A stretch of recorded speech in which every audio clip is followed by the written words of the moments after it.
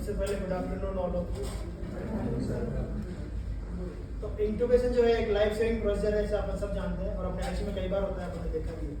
लेकिन फिर भी कई चीज़ें ऐसी होती है जो एक एरिया में नहीं होती और दूसरे एरिया में अगर ओटी में अपन जाके देखेंगे तो वहाँ कुछ अलग तरीके से हो रहा है, यहाँ कुछ अलग तरीके से हो रहा है।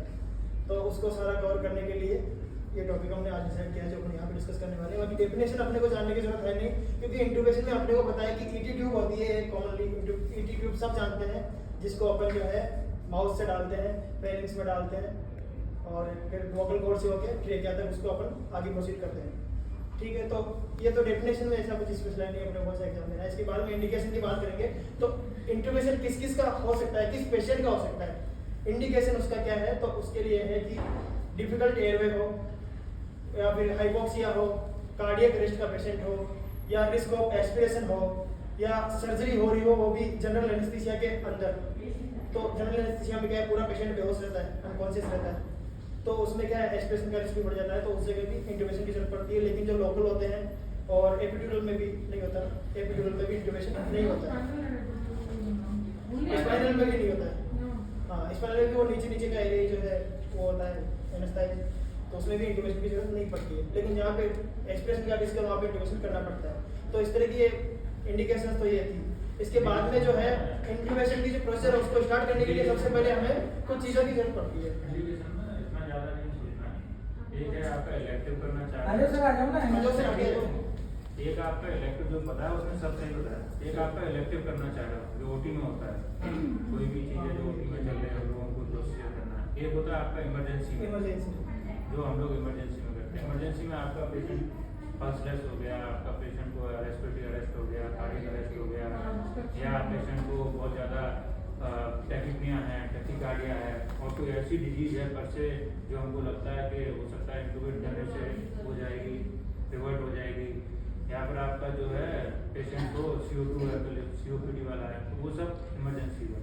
हम लोग आईसीयू में भी पेशेंट को इलेक्टिवली और इमरजेंसी का करते हैं। इमरजेंसी का तो हो गया, इलेक्टिवली बस आपको ये देखना है पेशेंट का डिमांड कैसा है और पेशेंट उसको मीट कर पा रहा है कि नहीं कर पा रहा है। और तीसरा जो है वो है कि कभी कभी हम लोग पर्पजफुली वो करते हैं प्रोफाइलैक्टिकली, जो ये बोल रहा है कि एस्पिरेशन प्रिवेंट करने की वो प्रोफाइलैक्टिकली जो मोस्ट कॉमनली न्यूरो वाले पेशेंट में हम लोग कर देते हैं, टीटी करके छोड़ दिया, इंट्यूबेशन करके छोड़ दिया, या कूलिंग ऑफ सिचुएशन हो रहा है, हाँ ठीक है ट्यूब डाल के छोड़ दिया। तो एक आपका इलेक्टिव, एक आपका इमरजेंसी और एक आपका prophylactically to prevent aspiration. Broad spectrum area, बाकी जो बताया वो डिजीज का नाम तो सब सही है। इंडिकेशन हो गए। बाकी हार्ट ट्रॉमा भी हो सकता है, कभी कभी ओरल ट्रॉमा होता है, नेक में अगर ट्रॉमा है तो उसमें भी आपका एयरवे कहीं भी कॉम्प्रोमाइज होगा, जहाँ पे भी एयरवे कॉम्प्रोमाइज हो रहा है वहाँ इंट्यूबेशन की जरूरत पड़ती है। तो ट्रॉली प्रिपरेशन की बात करेंगे कि क्या क्या चीज़ें हमें जरूरत पड़ती है। ट्रॉली जो है पहले से ही प्रिपेयर रहती है, क्योंकि ये एक इमरजेंसी सिचुएशन होती है। अपने को टाइम नहीं मिलता कि अपन एक एक सामान ला के अरेंज करेंगे, एक एक आइटम ला के अरेंज करें, इतना टाइम नहीं होता। तो ट्रॉली पहले से ही प्रिपेयर होती है, आईसीयू में भी और ओटी में भी और इमरजेंसी में भी, तो तीनों जगह पे ट्रॉली पहले से प्रिपेयर होती है। एम्बुलेंस में भी ये ट्रॉली रहती है अपने पास में, इंट्यूबेशन ट्रॉली। तो एम्बुलेंस में तो नर्सेज भी इंट्यूबेट करती हैं। बाकी इस हॉस्पिटल सेटअप में यहाँ पे इंडिया में डॉक्टर्स इंट्यूबेट करते हैं, बाकी फॉरेन में तो नर्सेज भी करती हैं। बाकी अभी हम आइटम्स की इनकी बात करेंगे तो सबसे पहले बड़ी चीज़ से स्टार्ट करते हैं। सबसे मेन चीज़ जो है वो है लेरिंजोस्कोप। लेरिंजोस्कोप में लेरिंजोस्कोप के अलग अलग पार्ट हो गया है, जिसमें एक तो लेरिंजोस्कोप का हैंडल हो गया, जिसमें कि बैटरी होती है, सबको पता है बैटरी होती है, गीला नहीं करना है। कसम मैं एक बताता हूँ, ज़्यादा गीला करोगे तो बैटरी खराब हो जाएगी, है ना। इसके बाद में होता है ये इंट्यूबेशन, ये लेरिंजोस्कोप का ब्लेड, इसको ब्लेड बोलते हैं। ब्लेड में क्या है कि एक फाइबर ऑप्टिक लाइट होती है यहाँ पे, इसके थ्रू लाइट आती है इसमें, और अंदर जो है विजन के लिए ये हेल्प करती है। अंदर उसको वोकल कॉर्ड को देखने में ये जो है हेल्प करती है, और ट्रेकिया भी इससे विजुलाइज होता है। तो इसको जो है अपन इसमें लगा देते हैं इस तरह से। ये जल तो रही है पर इतनी नहीं जल रही, शायद बैटरी खत्म हो गई, बंद भी हो जाती है बीच बीच में, तो ये खराब है। एक तो हाँ, ये सारे आइटम अपने को साथ साथ चेक भी करना है। जब ये ट्रॉली प्रिपेयर करेंगे चेक कर करके अपने को रखना है कि काम भी कर रहा है कि नहीं कर रहा है। अगर उस टाइम अगर ये काम नहीं करेगा तो फिर दिक्कत हो जाएगी। तो ये है, इसके तो 3 पार्ट हो गए। अब इसमें जो ब्लेड है वो 2 टाइप की होती है, एक तो होती है मैकिन्टॉश और एक होती है मिलर। मैकिन्टॉश में 2 साइज है जिसमें एडल्ट के लिए काम में आती है, वो है 3 और 4। ये जो मेरे हाथ में है वो है मैक 4 लिखा हुआ है इसमें, मैक 4, और 3 भी इसमें होगी। ये 3 है, मैक 3। मोस्ट कॉमनली जो है एडल्ट मेल पेशेंट में जो है 3 और 4 साइज जो है काम में आती है। और इसके अलावा एक स्ट्रेट भी रहती है, तो कर्व्ड है, कर्व्ड को बोलते हैं मैकिन्टॉश ब्लेड, और जो स्ट्रेट रहती है उसको बोलते हैं मिलर ब्लेड। स्ट्रेट 2 साइज में आती है, वो है 2 और 3। 2 और 3 में स्ट्रेट आती है। अब ये जो कर्व्ड है वो तो क्या है, एक्सेस के लिए इजी रहती है, क्योंकि कर्व्ड है तो आराम से एक्सेस हो सकती है अंदर की तरफ। लेकिन जो स्ट्रेट है वो विजन के लिए अच्छी रहती है, क्योंकि वो स्ट्रेट है तो उसमें अपने को अच्छे से सीधा दिखाई देगा पूरा, तो विजन के लिए अच्छी है। कौन सी? मिलर वाली। और ये मैकिन्टॉश वाली जो अपन यहाँ भी यूज़ कर रहे हैं वो एक्सेस के लिए ज़्यादा ईजी रहती है। पेडियाट्रिक पेशेंट अगर small size So since the larynx is very anterior, the epiglottis is short, so Miller will be better. So adult this blade is like a person of carnivore. So to see that is easier. ठीक है, Miller जो है paediatric के लिए अच्छी लगती है यहाँ बोलते हैं। तो इसके बाद में जो नेक्स्ट आइटम है वो है ईटी ट्यूब।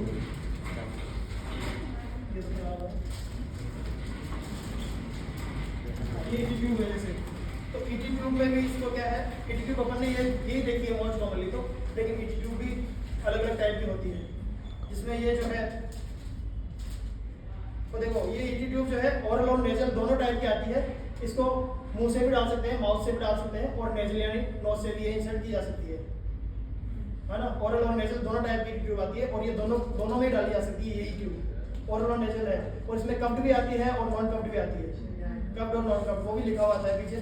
और इसमें जो है अलग अलग इसके पार्ट्स को डिवाइड किया गया है, अलग अलग नाम दिया गया है। जो आगे का जो ये थोड़ा सा ये ओब्लिक शेप में जो कटा हुआ है ना, इसको बोलते हैं बिवेल, ये बिवेल है। और इसके नीचे एक साइड में छेद होता है, आपने देखा होगा कि साइड में छेद होता है, वो होता है मर्फीज आई। और वो मर्फी आई किस काम के लिए है कि अगर मान लो बिवेल अगर ब्लॉक हो गया है, अगर इसमें ऑक्लूजन आ गया है, यहाँ पे अगर क्लॉट कुछ बन गया है, तो साइड में से जो है ब्रीदिंग को वो अलग करेगा। मर्फी आई जो है ब्रीदिंग अलग करेगा, इसलिए मर्फी आई का यही फायदा इसमें देते हैं। इसके नीचे जो है इसमें लगा हुआ है कफ। अब ये कफ भी 2 टाइप का होता है, एक तो होता है लो प्रेशर हाई वॉल्यूम कफ, और एक होता है हाई प्रेशर लो वॉल्यूम कफ। तो ये जो अपने पास में ये है लो प्रेशर हाई वॉल्यूम कफ, क्योंकि इसमें जो ये बलून जो कफ जो दिख रहा है, कफ जो है वो ऐसे सिकुड़ा हुआ और बाहर की तरफ निकला रहता है। लेकिन जो हाई प्रेशर और लो वॉल्यूम रहता है ना, उसमें बिल्कुल चिपका रहता है, दिखेगा ही नहीं आपको कि इसमें कफ भी है। वो अलग टाइप की आती है, वो अपन यूज नहीं करते हैं। अपन यही यूज करते हैं लो प्रेशर और हाई वॉल्यूम। इसमें ज़्यादा वॉल्यूम आ जाता है एयर का, ज़्यादा अपन वॉल्यूम जो है इसमें पुश कर सकते हैं। कभी कभी तो अपने पता नहीं रहता, अपन उसमें पुश कर जाते हैं चेक कर करके, है ना। क्योंकि कभी वो जो मशीन होती है मैनोमीटर, वो अपने पास में होता नहीं है, तो अपन ऐसे इसमें पुश करते जाते हैं ना। तो इसमें जो है अपने पास हाँ मैनोमीटर है अपने पास में, तो अब ये आ गया अपना कप। कप के बाद में एक लाइन बनी हुई है इसमें, ये ब्लूज लाइन बनी हुई है पूरी में, पूरी लेंथ कवर कर रही है ब्लूज लाइन।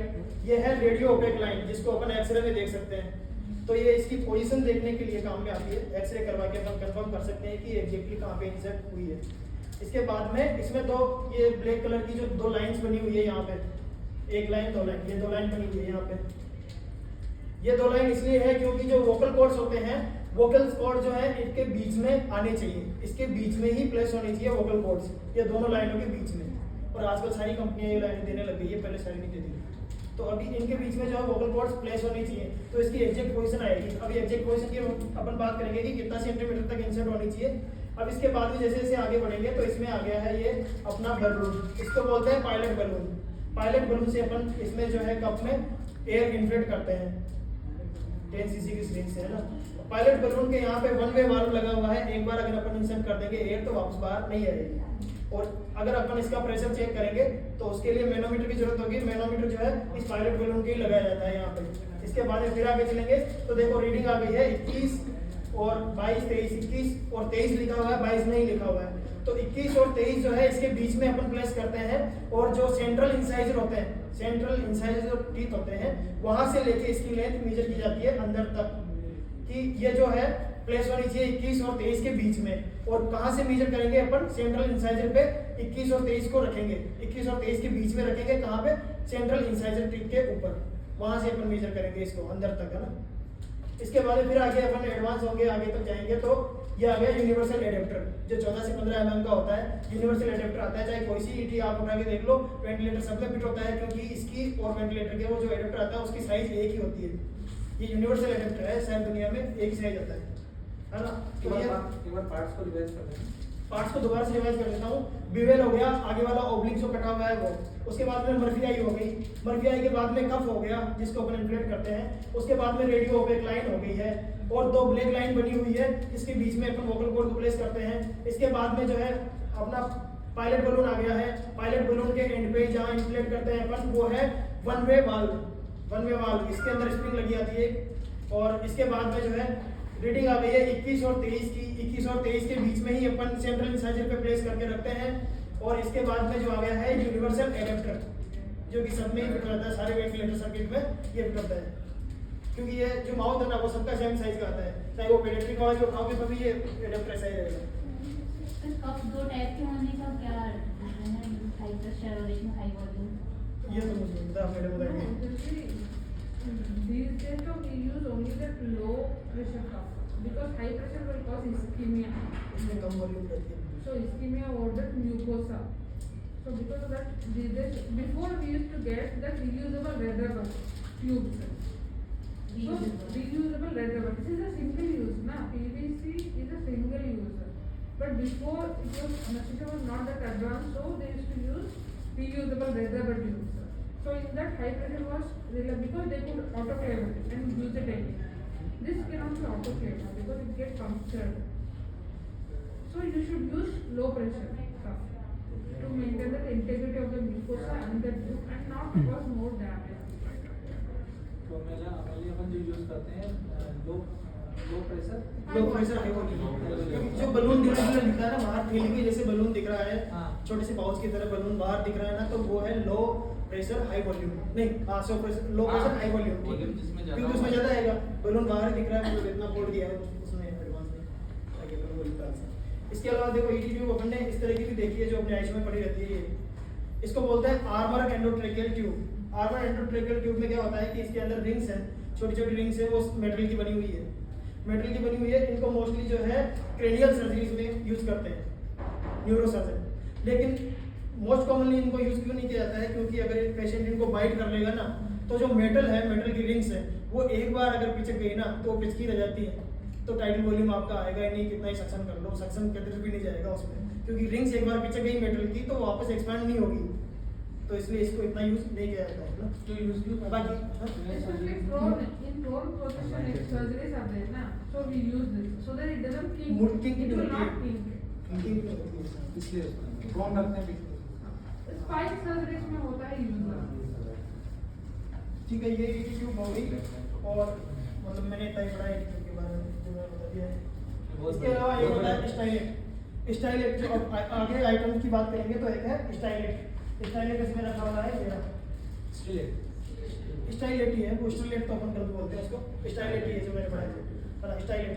तो ये मेटल का है, और मेटल का इसलिए है ताकि ये जो है मुड़े नहीं। और एंडोट्रेकियल ट्यूब जो अपने पास में है वो है पीवीसी पाइप की बनी, पीवीसी की बनी हुई है, जिसमें पॉलीविनाइल क्लोराइड का वो होता है ट्यूब, तो वो क्या फ्लेक्सिबल रहती है, तो जब अंदर डालेंगे तो वो किक भी हो सकती है, या हो सकता है ओक्लूजन हो, कुछ ऑब्स्ट्रक्शन अगर आ रहा हो तो उसकी वजह से उसको प्रिवेंट करने के लिए अपन स्टाइलेट उसके अंदर डाल देते हैं, तो जो मजबूती इसमें है उसको ही मिलेगी, वो ट्विस्ट नहीं होगी। या mainly used for the flexometallic tubes, armoured के लिए यूज होती है मोस्टली, लेकिन अपने यहाँ पे भी आयुष में करते हैं तो इसमें भी करते हैं, तो वो भी उसका यूज होगा। इसके अलावा जो नेक्स्ट चीज़ है वो है बुजी इसमें है नहीं, बुजी तो देखिए अपन ने ब्लू कलर की अपने सारे क्यूबिक्स में पड़ी है, तो वो प्लास्टिक की होती है। अब वो कब यूज होती है कि बुजी इसको कोई भूगी बोलते हैं, वो कोई भूजी pronunciation बोलता है, अलग कोई अलग भूजी होता है। बोलता है, लेकिन है एक ही चीज समझना। तो बुजी जो होती है वो होती है फ्लेक्सिबल, प्लास्टिक मटेरियल की बनी हुई है, फ्लेक्सिबल है। यूज कब करते हैं, जब अपन ने लेरिंजोस्कोप डाल दिया और अंदर मान लो ब्लीडिंग हो रही है, सर्जन या जो भी डॉक्टर है उसको दिखाई नहीं दे रहा है, आगे वोकल कॉर्ड्स भी नहीं दिख रहे हैं, तो वो क्या करते हैं, लेरिंजोस्कोप के साइड से बुजी को एडवांस कर देते हैं, जहां तक पहुंचाना है बुजी को एडवांस कर देते हैं, और फिर बुजी के ऊपर से जो है एंडोट्रेकियल ट्यूब डालते हैं। पहले बुजी जाती है, मतलब उसके बाद में बुजी को टिपिकल इंडिकेशन यूज हाँ। करते हैं एज अ गाइड वायर। हाँ, पहले as a उसको guide डाल wire। देते हैं, फिर उसके ऊपर से अपन उसको सरका देते हैं। एज ए गाइडलाइन यूज होती है उनमें, तो उसमें क्या है, फिर ईटी ट्यूब को डाल देते हैं और बुजी को बाहर निकाल लेते हैं, लेंसोस्कोप को बाहर कर लेते हैं, तो ईटी ट्यूब जो है अंदर रह जाती है। क्योंकि सक्शन कई बार ऐसा होता है कि ट्रोमा ऐसा होता है, सक्शन कितना ही करो फिर भी ब्लड तुरंत आता रहता है, ब्लड आता रहता है, फिर भर जाती है कैविटी। तो उस केस में भी इसको काम में लेना पड़ता है बूजी को। बूजी के बाद में और भी छोटे मोटे आइटम जो है, स्टेथोस्कोप भाई किसमें काम में आएगा, कंफर्मेशन में कि हाँ सही जगह प्लेसमेंट हुआ है कि नहीं। डायनाप्लास्ट है जो एडेसिव टेप है वो उसको फिक्स करने में काम में आएगी। और सिरिंजेज अपने को चाहिए जो मेडिसिन देने में भी काम में आएगी। मेडिसिन मैंने ऑलरेडी इस पे लिख रखी है, तो मेडिसिन देने में सिरिंजेज काम में आएंगी और कप को इन्फ्लेट करने में भी सिरिंजेज काम में आएंगी। इसके अलावा अपने को चाहिए हाँ सक्शन कैथेटर जरूरी है, कंटिन्यूस सक्शन जरूरी है, यॉन्गर सक्शन होना चाहिए और सक्शन कैथेटर अलग अलग साइज के होने चाहिए। अब ईटी ट्यूब में एक चीज मैं और बता देता हूँ कि ईटी ट्यूब अलग अलग साइज की भी आती है, 5, 6, 7, 8 है ना।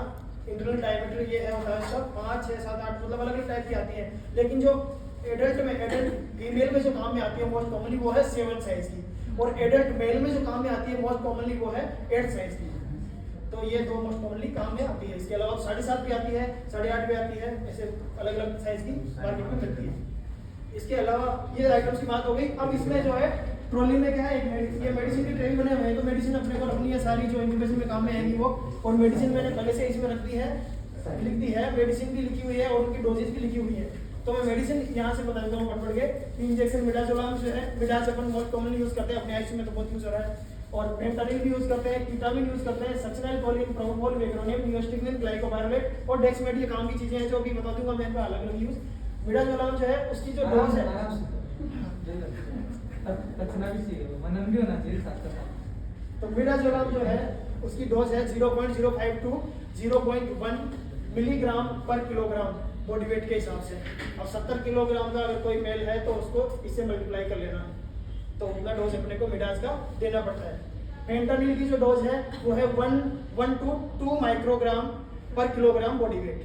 इसके अलावा कीटामिन है, कीटामिन वैसे अपने आईसीयू में कम यूज करते हैं अपन इंटुबेशन के टाइम में, लेकिन कीटामिन भी यूज किया जाता है, उसका भी डोज है 1 to 2 मिलीग्राम पर किलोग्राम बॉडी वेट। सक्सेनाइल कोलिन अपन यूज करते हैं यहाँ पे, मसल रिलैक्सेंट है, सबको पता है, और उसका डोज भी वही 1 to 2 मिलीग्राम पर किलोग्राम बॉडी वेट। प्रोपोफोल वही 1 to 2 मिलीग्राम पर किलोग्राम बॉडी वेट।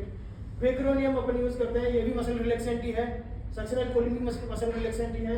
तो कहाँ यूज होता है वो मैं भी बता दूंगा। वेक्रोनियम की डोज है 0.1 मिलीग्राम पर किलोग्राम बॉडी वेट। इसके अलावा ये जो नियोस्टिग्मिन और ग्लाइकोपाइरुलेट है, ये दोनों रिवर्सल में काम में आते हैं। जब अपन सेडेशन दे देते हैं तो उसको रिवर्स करना पड़ता है, रिवर्स करने के लिए दोनों इंजेक्शन काम में आते हैं, नियोस्टिग्मिन और ग्लाइकोपाइरुलेट। इसके अलावा डेक्समेडेटोमिन, डेक्समेड जिसको अपन सोडा बोलते हैं, नाम ऐसा है कि टंग ट्विस्टर जैसा लगता है, और वो ये जो है डेक्समेड इसको अपन सोडा बोल देते हैं। इसका डोज है 1 माइक्रोग्राम पर केजी। ये जो है अपन इन्फ्यूजन चलाते हैं ना बाद में, उसके लिए मैंने पहले से लिख दिया है, मैं बता दूंगा ये कहाँ पे काम में आएगा, उस टाइम डोज ही बता दूंगा। लेकिन नियोस्टिग्मिन और ग्लाइकोपाइरुलेट जो है रिवर्सल है दोनों, और नियोस्टिग्मिन की डोज है 0.05 मिलीग्राम पर किलोग्राम बॉडी वेट। ग्लाइकोपाइरुलेट का डोज है 10 माइक्रोग्राम पर किलोग्राम बॉडी वेट। ये इनकी डोजेज है, अलग अलग डोजेज है। इसके अलावा यहाँ पे अपना सारा आइटम्स रेडी हो गया है, यहाँ आते ही मेडिसिन ये जब आ जाती है, इसमें तो अपनी कंप्लीट हो गई इंट्यूबेशन ट्रॉली। इसके अलावा अपने को ज़्यादा की जरूरत नहीं पड़ती है, ठीक है। मेडिकेशन हो गया, हाँ मेडिकेशन हो गया, आइटम्स अपने डिस्कस कर और एस्टिमेट वगैरह सारी चीजें इसमें आई जाएगी आपकी, और वो बैग हो जाएगा। लिकोकेन चलिए एक मिनट लगेगी, वो भी होनी चाहिए। और हाँ गुडल सेरवे रह गया, गुडल सेरवे एयरवे होनी चाहिए, क्योंकि वो क्या है बाइट से प्रोटेक्ट करते हैं, ताकि पेशेंट जो है ट्यूब को बाइट नहीं करे, उससे प्रोटेक्ट करते हैं। तो यहाँ पे अपने इंट्यूबेशन ट्रॉली कंप्लीट हो गई है। इसके बाद में अपन स्टार्ट करेंगे प्रोसेस क्या है, स्टेप्स क्या है इसके इंट्यूबेशन के। इंट्यूबेशन के स्टेप के लिए अपन सबसे पहले जो जरूरी है वो है पेशेंट, कि पेशेंट होना चाहिए।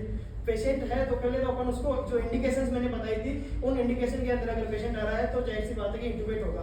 अब इंट्यूबेट करने के लिए अपन सबसे जरूरी चीज़ है पोजिशनिंग करेंगे। पोजिशनिंग करेंगे पेशेंट की, तो पोजिशनिंग दो तरह की पोजिशनिंग इसमें बताई गई है। दूसरी फर्स्ट जो है मोस्ट कॉमन जो पोजिशन होती है वो नॉर्मल एडल्ट के लिए, जो ना तो ओबेस है, नॉर्मल बॉडी वेट जिसका है उसके लिए है, उसको बोलते हैं स्नीपिंग पोजिशन। स्नीपिंग पोजिशन में क्या होता है कि उसको सीधा लिटा देते हैं, और जो गर्दन है नेक को उसको फ्लेक्स करते हैं, और हेड को जो है एक्सटेंड करते हैं। हेड को एक्सटेंड करते हैं, उससे क्या होता है कि जो अपना ओरोफेरिंग्स है, ओरोफेरिंग्स, लैरिंग्स, वोकल कॉर्ड्स और ट्रेकिया, ये सारे एक ही डायरेक्शन में अलाइन हो जाते हैं, एक सीध में अलाइन हो जाते हैं, इस तरह से है ना। तो अलाइन होने की वजह से क्या है, जो लेरिंजोस्कोप है उसको अपन आसानी से एडवांस कर सकते हैं अंदर की तरफ।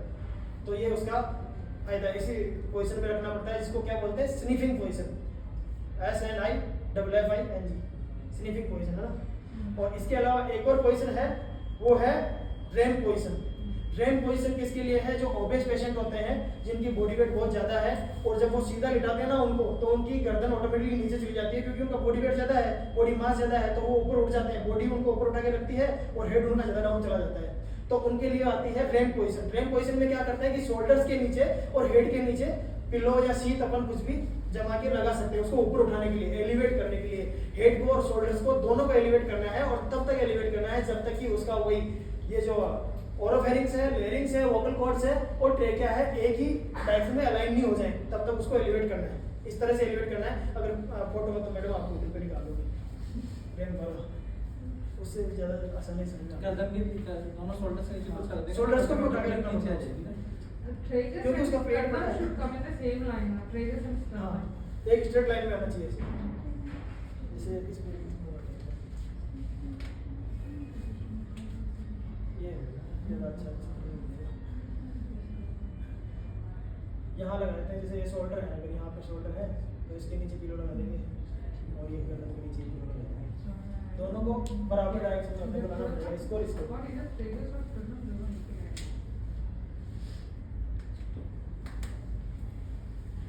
ठीक है, रैम पोजीशन हो गई, पोजीशनिंग हो गई है। अब इसके बाद में कौन कौन सी पोजीशन, रैम पोजीशन और स्लीपिंग पोजीशन जो तो वो तो नॉर्मल एनाटॉमी यूज करते हैं, और ओबेस पेशेंट है तो उसमें रैम पोजीशन। इसके बाद में पोजीशनिंग हो गई। पोजीशनिंग के बाद में अब स्टार्ट करते हैं अपन प्रोसीजर स्टार्ट करने के लिए सबसे पहले क्या करते हैं कि पेशेंट का, कुछ डॉक्टर क्या करते हैं कि पहले से ही मेडिसिन स्टार्ट करवा देते हैं। पहले बोलते हैं कि मेडिसिन दे दो, पेंटा दे दो, अपने को बोलते हैं कि तुरंत पेंटा दे दो, उसके बाद में ऑक्सीजनेशन स्टार्ट करते हैं। और कुछ डॉक्टर ये करते हैं कि पहले ऑक्सीजनेशन करते हैं पेशेंट का और उसके बाद में मेडिसिन दिलवाते हैं। लेकिन ये विदिन सेकंड्स में होता है काम, 10 सेकंड के अंदर सारा हो जाता है। कि कोई बोलेगा कि पहले एम्बू ले और एम्बू से ऑक्सीजनेशन कर दो। इसमें क्या है, 100% ऑक्सीजनेशन करना पड़ता है, और 3 से 5 मिनट तक आपको 100% ऑक्सीजनेशन करना पड़ेगा, ताकि जो during the procedure saturation level एकदम से गिर नहीं जाए और पेशेंट को जो हाइपोक्सिया नहीं हो जाए। ऐसी कंडीशन में पेशेंट नहीं जाना चाहिए, उसको अच्छे से ऑक्सीजनेशन पहले करना पड़ता है। तो 3 से 5 मिनट तक करेंगे ना, अगर अपन 100% FiO2 रख के, या यूँ मान लो अगर हम एक से कर रहे हैं तो पूरा ऑक्सीजन खोल के अपन करते हैं, तो उसमें 100% ऑक्सीजनेशन करना पड़ता है 3 से 5 मिनट तक। अगर अपन ऐसा करेंगे तो कम से कम 8 मिनट तक पेशेंट का ऑक्सीजन सैचुरेशन लेवल जो है 80 से ऊपर रहेगा 8 मिनट तक। लेकिन ये भी डिपेंड करता है अलग अलग पेशेंट पे। कई पेशेंट ऐसे होते हैं ज़्यादा इरिटेट होते हैं, ज़्यादा इरिटेटिंग है, हाथ पैर मार रहे हैं, तो उनका ऑक्सीजन कंजप्शन ज़्यादा है, उनका जल्दी गिरेगा, 8 मिनट तक मेंटेन नहीं कर पाएंगे इतना, तो ये थोड़ा सा वेरिएशन वहाँ पे आ सकता है। तो ऑक्सीजनेशन अपन ने कर लिया, उसके बाद में डॉक्टर मांगते हैं मेडिसिन। मेडिसिन के बाद में फेंटानिल, कई फेंटानिल यूज करते हैं। फेंटानिल क्या है, ओपियोइड भी है जो पेन किलर का भी काम करता है और सेडेशन का भी काम करता है। अब जैसे सर ने बोला कि इमरजेंसी में भी इंट्यूबेशन हो जाता है, वो रैपिड इंट्यूबेशन होता है, उसमें कई बार तो बिना मेडिसिन के भी इंट्यूबेट कर देते हैं, कोई मेडिसिन नहीं देते, इंट्यूबेट कर देते हैं। लेकिन अपन जो आईसीयू सेटअप में करते हैं उसमें अपने पास टाइम रहता है, मेडिसिन अपन देते हैं, फेंटानिल देते हैं। फेंटानिल की डोज लिखी हुई है 1 to 2 माइक्रोग्राम पर किलोग्राम बॉडी वेट, ये अपन डोज इसको देते हैं। तो सबसे पहले फेंटा देते हैं, या कई लोग जो है, कई डॉक्टर जो है लिडोकेन भी देते हैं। अब लिडोकेन लिखा था मैंने पढ़ा ऐसा, अब वो कहाँ देते हैं, Stress response. हाँ लिडोकेन भी देते हैं, और वो डॉक्टर पे डिपेंड करता है कि कौन सी ड्रग सिलेक्ट करेगा। But lidocaine is not used for intubation.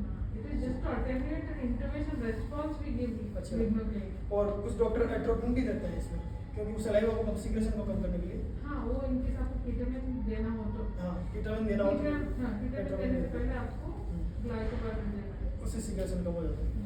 तो ये क्या है कि जो जैसे अभी मैंने मेडिसिन की बात की, उसको कुछ इनको भी क्या स्टेप्स में बांटा गया है। मेडिसिन देने को 3 स्टेप में बांटा गया है। ये है pre treatment medication, pre treatment medication बोलते हैं इसको। प्री मेडिकेशन, हाँ चांस मैंने पढ़ा उसमें ऐसे लिखा था तो कोई बात नहीं। तो प्री ट्रीटमेंट मेडिकेशन में फेंटानिल अपन ने दे दिया, उसके बाद में फिर आता है कि फेंटानिल लेने के बाद में सेडेशन दिलवाते हैं डॉक्टर। फिर वो बोलते हैं कि मिडास दो। मिडास अपन अपने आईसीयू में जो काम लेते हैं वो है मिडास, और मिडास की डोज यहाँ पे लिखी हुई है 0.05 to 0.1 मिलीग्राम पर किलोग्राम बॉडी वेट की जो मिडास देते हैं। इससे क्या है कि बॉडी सेडेशन में चली जाती है, और सेडेशन का काम फेंटानिल भी करता है। कई बार डॉक्टर मिडास दिलवाते नहीं है, केवल फेंटा में कर देते हैं। और कई बार मिडाज दिलाते हैं, पेंटा नहीं देते। होता है क्या सर ऐसा? कुछ भी होता है। ऐसा नहीं होता है। कई बार दोनों में नहीं होता है। हाँ, वो रैपिड इंटरवेंशन अगर करनी हो तो फिर कुछ नहीं होता है। वो जो अपना जिस किसी का भी डॉक्टर का वो अपना हाँ। जो आइडिया है वो जैसे आप पहले आप देना चाहिए। प्री मेडिकेशन दे दिया आपने, Then उसके बाद इंडक्शन करना है पेशेंट को, तो इंडक्शन के लिए मैडम बताएंगे। तो पेंटा तो ओपियोइड है, एनाल्जेसिक का भी काम कर रहा है और सेडेटिव का भी काम कर रहा है। मिडाज केवल सेडेटिव का काम कर रहा है। तो सेडेशन में चला गया पेशेंट, उसके बाद में जो है मतलब इंडक्शन हो गया है। मिडाज अगर अपन ने दे दिया तो इंडक्शन हो गया है। इंडक्शन मेडिसिन क्या You can give induction dose also, but this is just the pre-medication dose. नहीं, पर प्री मेडिकेशन में मेरे को मिडाज नहीं दिखाता, उसके लिए मैंने लिखता है। ठीक है मैडम, बता देंगे बाकी तो।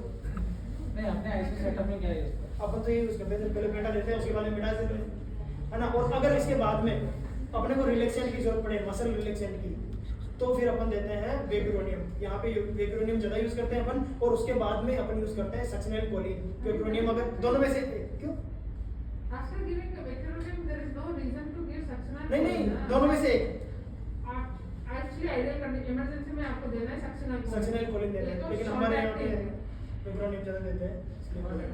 तो हाँ ठीक है, सक्सिनेल कोलिन देना है, क्योंकि सक्सिनेल कोलिन जो है शॉर्ट एक्टिंग है। Short acting. यहाँ पे लोग एक्सपर्ट ज्यादा हैं। एक्सपर्ट देता है। तो सक्सिनेल कोलिन देते हैं। सक्सिनेल कोलिन शॉर्ट एक्टिंग ड्रग है, 30 सेकंड के अंदर अंदर काम चालू कर देती है ना।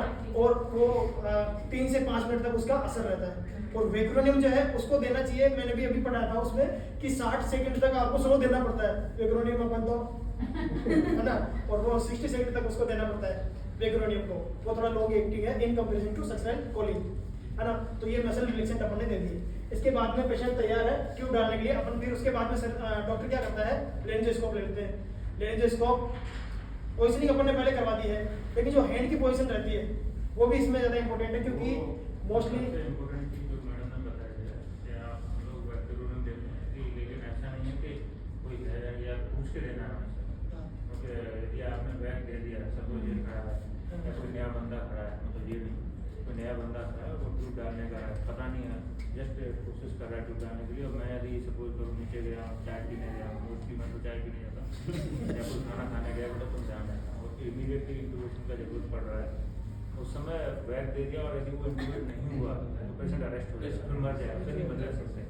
सक्सिनेल कोलिन का ये प्लस एडवांटेज है कि यदि पेशेंट इंट्यूबेट नहीं हुआ, आप बैक एंड मार्क करेंगे, वो विदिन 2 to 3 मिनट अपने आप सांस लेने लगेगा। तो लॉन्ग एक्टिंग जब भी देना है जब सामने वाला पूरा कॉन्फिडेंट है, हाँ आप दे दो।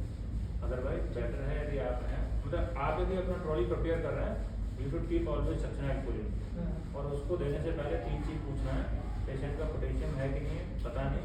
बर्न्स पेशेंट है तो ध्यान रखना, जैसे वो बर्न्स पेशेंट है ना तो अवॉइड करना है सबकी। तो 2 चीज़ें हैं। पोटेशियम का तो उतना नहीं होता है कि हम लोग बहुत ज़्यादा है ना, थोड़ी बहुत कम रहती है, तो यदि आप रैपिडली करोगे तो पोटेशियम का पता नहीं होता है, ये भी ठीक कर पा रहा हूँ। लेकिन बर्न्स पेशेंट है तो पोस्ट हिस्ट्री दें, या जिसका रीनल शटडाउन है तो भी एक बार पोस्ट हिस्ट्री दें।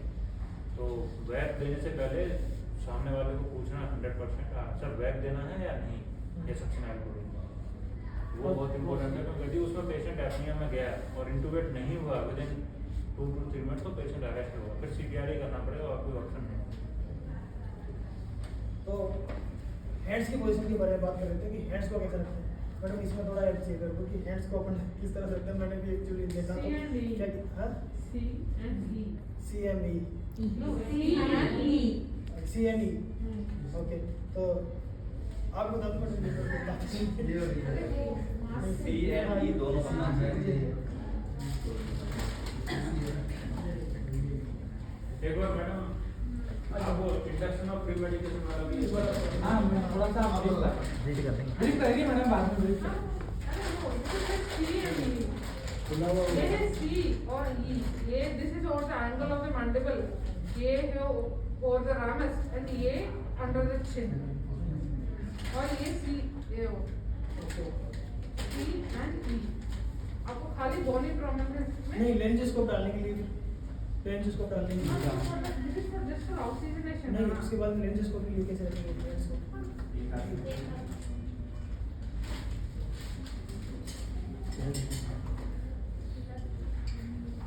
Usually when you use it, you should hold it like this.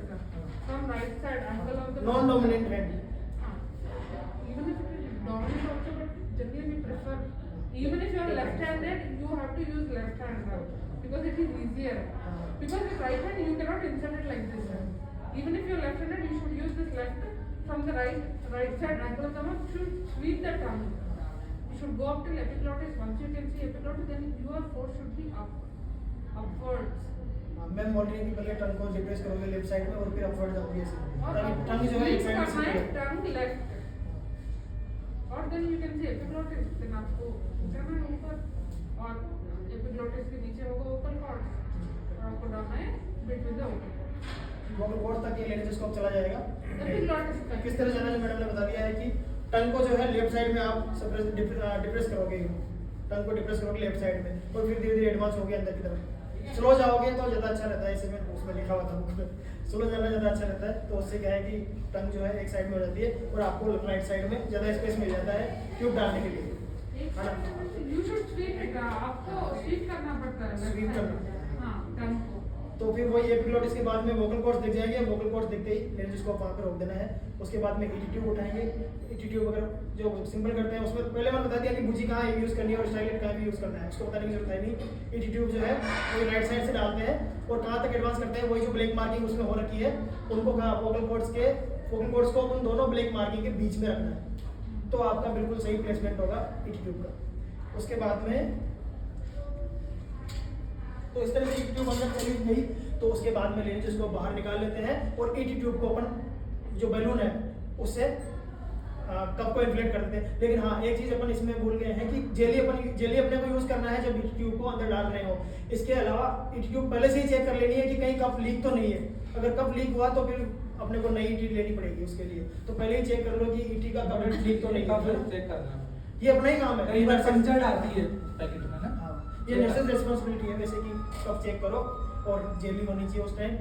और इसके बाद में जो है ईटी जैसे लेने से उसको अपने बाहर निकाल लिया, तो आपके पास में जो ऑक्सीजन सोर्स है जो कि वेंटिलेटर भी हो सकता है और टीपीस भी कई जगह ऐसे करते हैं अगर ऑक्सीजन करना है तो उसको कनेक्ट कर देना है और उसके बाद में फिर आप उसको सिक्योर कर सकते हो डायनाप्लास्ट से चिपका दो ताकि वो अपनी जगह पे रुकी रहे। अब जो बलून है पायलट बलून है उससे अपन इन्फ्लेट तो कर देते हैं, कप इन्फ्लेट हो जाता है, लेकिन कप का बहुत इंपॉर्टेंट रोल है। कप को अपने को रेगुलर चेक करना पड़ता है, क्योंकि उसमें क्या है कि एक तो रिस्क ऑफ एस्पिरेशन होता है, अगर वो डिफ्लेक्ट हो गया है और आपने फीड दे दिया, आरटी अगर गलत जगह डली हुई है, आरटी अगर बाहर है तो फिर वो एस्पिरेट कर जाएगा पेशेंट। इसलिए हाँ ईटी का प्लेसमेंट वही बता रहा हूँ, वहाँ पे भी आ रहा हूँ। पहले बलून की बात कर लेते हैं कि वहाँ अपन ने खुला तो दिया लेकिन उसको डेली चेक भी करना है ना, डेली उसको चेक करना है। इसके अलावा जो है एक्सरे से अपन अगर कंफर्मेशन देखो अपने को करना है ईटी ट्यूब का कि सही जगह पे है या नहीं है, तो उसके लिए एक्सरे होता है और रेडियो पे एक लाइन इसमें बनी हुई है, वो मैंने बता दिया है अभी, ब्लू कलर की लाइन है, वो एक्सरे में दिख जाती है। इसके अलावा स्टेथोस्कोप भी इसमें है। मिस्ट फॉर्मेशन ट्यूब में होता है एक्सपिरेशन के बाद, और ऑस्कल्टेशन अगर कब जगह थोड़ा सा भी डिफ्लेटेड है तो उसमें क्या होता है, मुंह में ग्रोथ बनने लग जाते हैं, झाग। कई बार ऐसा होता है ना, देखा है अपन ने भी, अपने पेशेंट के भी बनते हैं कभी कभी, तो झाग बन जाते हैं मुंह में। इसका मतलब ईटी जो है लीक हो रही है, जो वेंटिलेटर हवा दे रहा है वो मुंह से बाहर आ रहा है, इसलिए वहाँ पे झाग बन गए, ऐसा भी होता है। अब इसके कुछ रिस्क भी होते हैं। एंडोट्रेकियल ट्यूब डालते टाइम जो है एक तो टीथ की इंजरी बहुत होती है, दांत बहुत तोड़ते हैं अपने, इधर भी टूटते हैं, है ना, और ओरल ब्लीडिंग भी हो सकती है। रिस्क ऑफ एस्पिरेशन भी रहता है, अगर कब डिफ्लेट अच्छे से इन्फ्लेट नहीं हुआ तो उसमें रिस्क ऑफ एस्पिरेशन भी होता है। और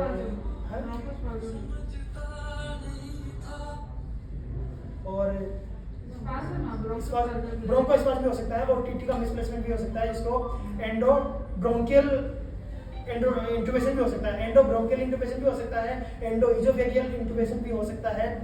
तो ये सारे इसके जो है रिस्क भी हैं, कुछ रिस्क भी है एंडोट्रेकियल ट्यूब डालने के। और हाँ, अगर इंजरी ज़्यादा है तो उस केस में ईटी नहीं डलती और डायरेक्ट टीटी करनी पड़ जाती है।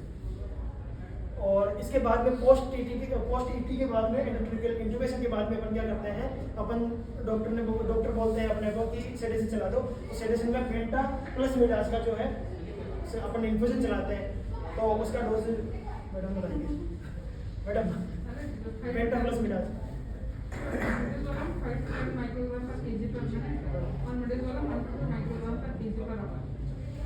अच्छा ठीक है, वो तो 10 + 25 कर देते हैं, है ना।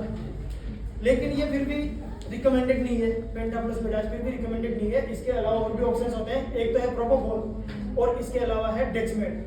प्रोपोफॉल और डेक्समेट में से डेक्समेट ज्यादा यूज किया जाता है प्रोपोफॉल के कंपैरिजन में। क्यों? क्योंकि प्रोपोफॉल जो है हाइपोटेंशन कर देती है।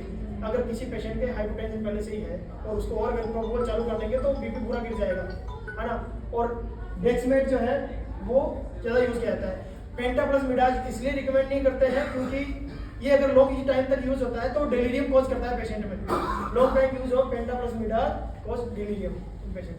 तो अपन मोस्ट कॉमनली कौन सी यूज करते हैं? प्रोपोफॉल और डेक्समेट, और इन दोनों में से भी डेक्समेट यूज करना चाहिए क्रिटिकल इल पेशेंट में, क्योंकि ये जो है हाइपोटेंशन की कॉज नहीं करता है। और इन दोनों की डोज ये डेक्समेट की डोज है 1 माइक्रोग्राम पर किलोग्राम। ये ओवर 10 मिनट, ये तो लोडिंग डोज की तरह हो गया एक तरह से कि 10 मिनट में आपको 1 माइक्रोग्राम पर किलोग्राम बॉडी वेट में देना है, और फॉलोड बाई 0.2 to 0.7 माइक्रोग्राम पर किलोग्राम पर आवर के हिसाब से ये चलेगा इन्फ्यूजन में, ऐसे चलाते हैं इसको। तो ये टॉपिक हो गया अपना इंट्यूबेशन का।